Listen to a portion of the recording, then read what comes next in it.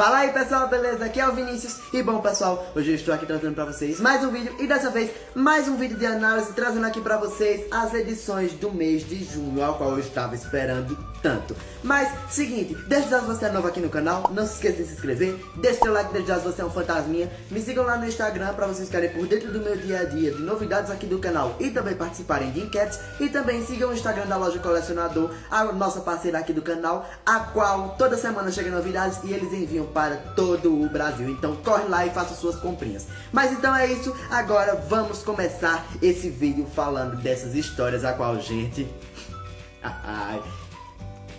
essas três aqui são super especiais, hein? Vocês sabem que eu sempre tenho uma ordem assim pra falar sobre os gibis. No caso eu sempre faço Mônica, Cebolinha, Cascão, Magali e Chico Bento. Porém, dessa vez vai ser diferente, porque graças ao nosso querido tio Emerson Abreu, as histórias da Mônica, do Cebolinha e da Magali são interligadas, exatamente.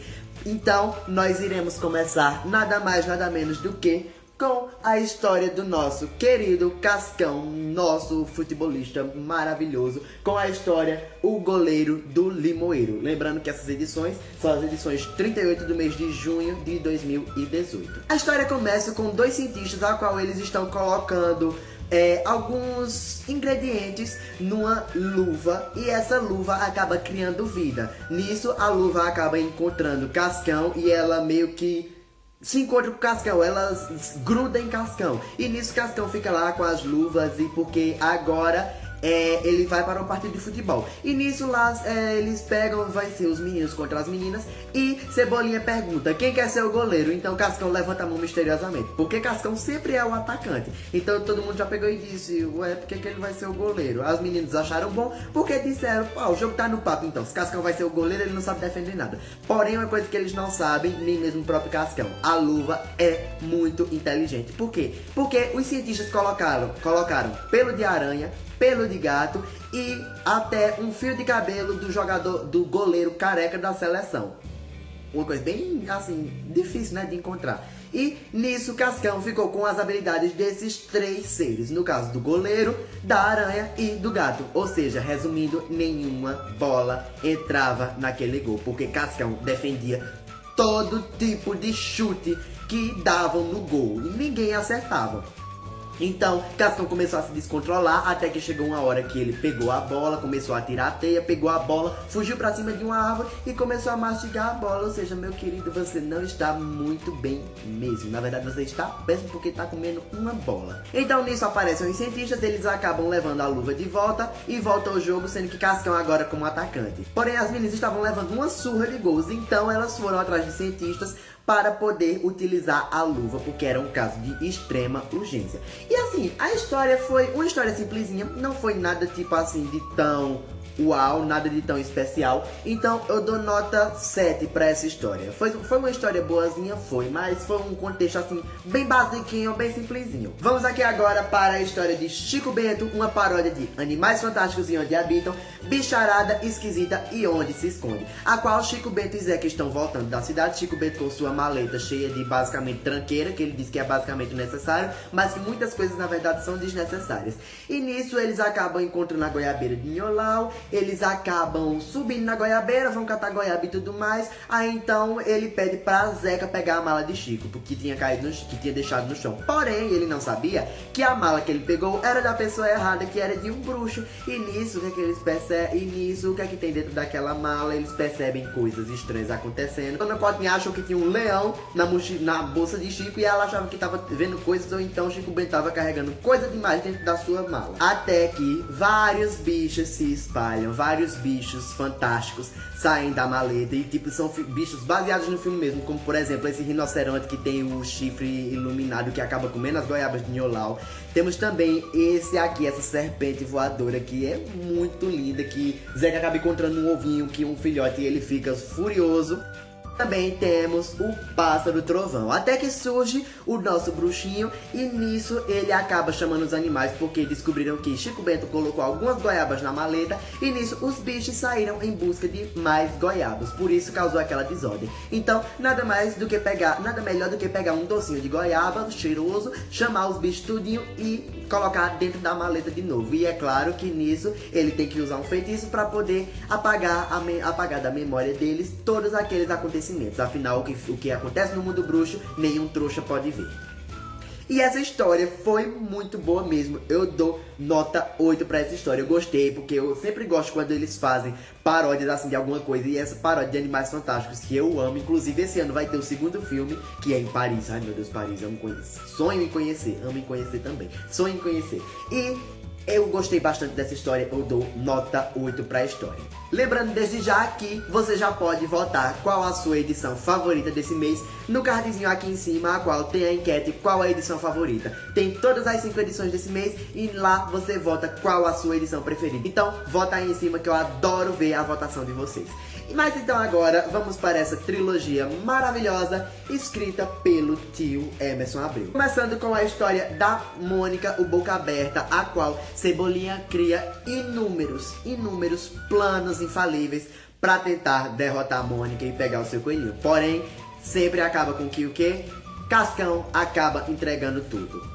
Sem querer, claro, porque Cascão acaba fazendo isso sem querer. O primeiro plano era nada mais nada menos do que Mônica conversar no telefone de latinha, que não se ouvia nada do outro lado, e Cebolinha fazer de tudo pra poder ela pegar sinal do outro lado. Já o segundo plano, Cebolinha pega uma meia, diz que é um dragão furioso que veio lá da Noruega, e pega um bambolê com um pedaço de plástico e um negócio lá que sopra as coisas, que é pra poder enterrar e fazer com que aquilo fosse fogo. Já no terceiro plano, Cebolinha vem com Mona Lave, um ancião chinês, para o seu terceiro plano, a qual ele diz que ele vai salvar o mundo, porque Mônica está tirando o planeta de órbita por causa do seu peso. E nisso o planeta pode acabar se perdendo na devassidão do universo e acaba sendo atingido por asteroides, essas coisas e tal. Até que chega o Dr. Centopeia, que no caso é Cascão, coloca ela numa gaiola, acende um bocado de vela ao redor, bota o coelhinho embaixo, Mônica com um chapéu. Então eu peguei e disse, quando eu vi na capa eu peguei e disse, gente, isso é macumba, coitada de Mônica. Essa gente, eu jurava que era alguma coisa, magia negra, macumba, alguma coisa do tipo. Mas não, é só um negócio pra tirar o peso de Mônica. E nisso, Cebolinha lá, abusando do coelhinho dela e tudo mais, até que Cascão acaba tirando o disfarce. E nisso, né, já sabe, né, Mônica descobriu tudo. E lá se foi o plano. Até que chega Cebolinha com uma lesma gigante e com uma casa nas costas, agora tentando derrotar a Mônica. E como ela era gosmenta, a Mônica morre de medo dessas coisas.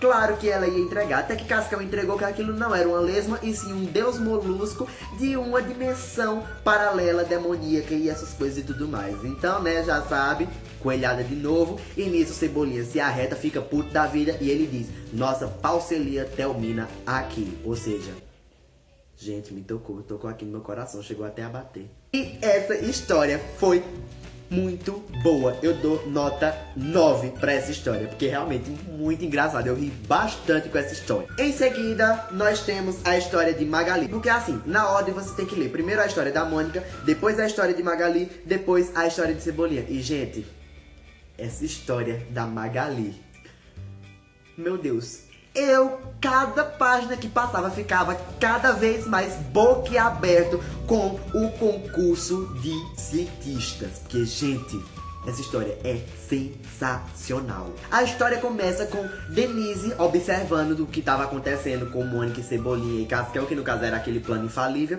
E nisso, Magali acaba chegando lá, perguntando o que estava acontecendo e tudo mais, até que chega um pombo correio com uma cartinha, que na verdade era para o cientista que morava na casa da esquina, sendo que como ele tinha 104 anos, tinha até um aquário no lugar do cérebro. Então, assim, Denise pegou e inscreveu ele no concurso e foi como Denise mesmo, né? Nada que como é que eu posso dizer? Nada que assim, uma mexidinha assim debaixo dos panos não resolva, porque Denise, meu amor, Denise é fofoqueira, na verdade. Não, desculpa, Denise. Denise, na verdade, ela é jornalista, ela quer ser uma jornalista renomadíssima, e claro que fofocas, né? E para poder ir para esse concurso, precisa-se de uma invenção. Qual a invenção de Denise? O primeiro robô de carne e osso do mundo, intitulado de Magali. Ela colocou uma roupa de Teletubby em Magali. Então, elas têm que ir para a cidade de Eureka. Como raios vamos para a cidade de Eureka? E quando elas chegam lá, elas dão de cara com Franjinha. E Magali foi falar com Franjinha e Denise disse que aquilo ali era um robô porque Magali quase estragou tudo. Então a professora Molécula dá as boas-vindas a eles à Feira de Ciências de Eureka.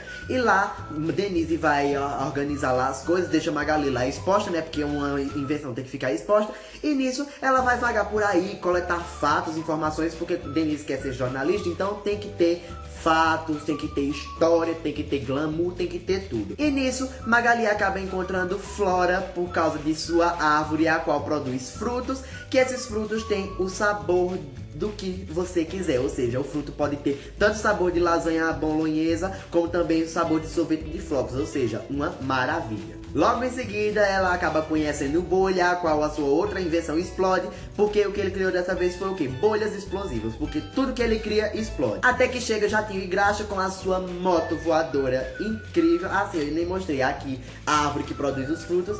Aí temos aqui o Bolha, que tá até um pouquinho lelé, e temos aqui o Jatinho e Graxa que chegam nessa moto voadora, a qual ela se transforma em um robô gigante. E, gente, quando eu vi os 7 cientistas mirins de Eureka, que eu vi esses juízes aqui, eu peguei e disse: cheirinho de Super Saga do Fim do Mundo. Os juízes vão deliberar para poder ver quem é o vencedor. Porém, acaba acontecendo um desastre que o robô gigante começa a destruir tudo. Então, qual a oportunidade?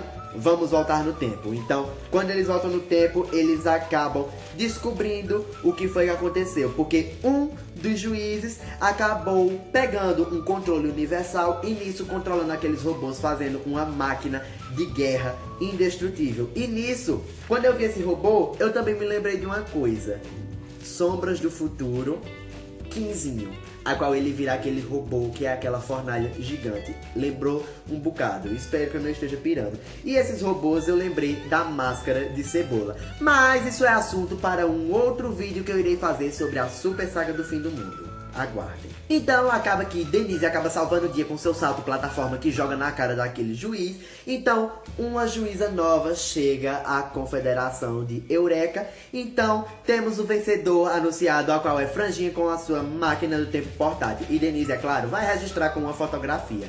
E enquanto Denise tem a sua lembrança com uma fotografia, Magali ganhou nada mais nada menos do que a árvore de Flora, ou seja, o sonho da Magali realizado. Magali, eu só queria uma sementinha dessa árvore, realmente eu queria. E é como Denise diz, a gente tem que fazer amizade com as pessoas certas. E olha essa foto maravilhosa. Gente, que história incrível. Eu apenas não tenho mais nada a dizer, a não ser que essa história é nota 10. Eu dou nota 10 para essa história porque ela é incrível. E para finalizar, nós temos a história de Cebolinha, o gênio, a qual começa com: lembra aquele plano que era Cebolinha como na lava chinesa e se cascão como a centopeia, a qual Mônica deu uma coça neles? Então, a história começa naquela parte, a qual eles saem dali e nisso eles vão em busca de Franjinha. Vão lá no laboratório de Franjinha, porém Franjinha precisa ir para a Feira de Ciências de Eureka, que no caso é a da história de Magali. E nisso, Franjinha diz que tá sem invenção, porque a máquina do tempo dele deu errado, até que Cebolinha pega seu caderninho, faz lá uns ajustes nas equações, e Franjinha faz a sua máquina do tempo funcionar graças a Cebolinha. Ou seja, Cebolinha é um gênio. Ou seja, Cascão e Cebolinha ficam com o laboratório de Franjinha somente pra eles. Ou seja, vai dar merda. Então eles vão procurar alguma coisa que eles possam utilizar num plano para poder derrotar Mônica. Então eles procuram, Cascão só se ferra, tipo, bastante mesmo. Parece que na vida eu sou o Cascão. E eles acabam encontrando uma planta que não era carnívora, na verdade era vegetariana. Então eu ainda penso que essa planta na verdade era canibal, porque aquela planta comia planta. Eu realmente não entendi. Então eles em busca ainda do que derrotar a Mônica. Então a planta se nega a dizer que tem um buraco negro no universo miniatura dentro do porão, a qual ela acabou entregando já, né? A qual Franjinha já tinha mencionado esse universo que ele tinha utilizado para poder fazer um guarda-chuva lá muito engenhoso. E nisso, gente, olha só, o pequeno universo é miniatura no porão. Como é que a pessoa consegue criar um universo dentro de um porão? Então eles encontram um buraco negro, a qual arrota eles. e uma constelação para fora do porão, e nisso eles acabam entrando em um outro lugar, a qual é uma dimensão de morte e trevas, a qual tem um deus molusco adormecido. E nisso, no laboratório de Franjinha tem o que? Nada mais, nada menos do que um cuco que ele canta, que ele cuca quando você menos espera. Então, essa foi a hora que o cuco cucou. Ou seja, acordou o deus molusco daquele submundo. Então nisso, Franjinha volta da convenção de Eureka com o seu prêmio, que ele foi vencedor. Então temos aqui Cebolinha em cima da lula gigante, a qual ele vai em busca de Mônica para poder derrotá-la.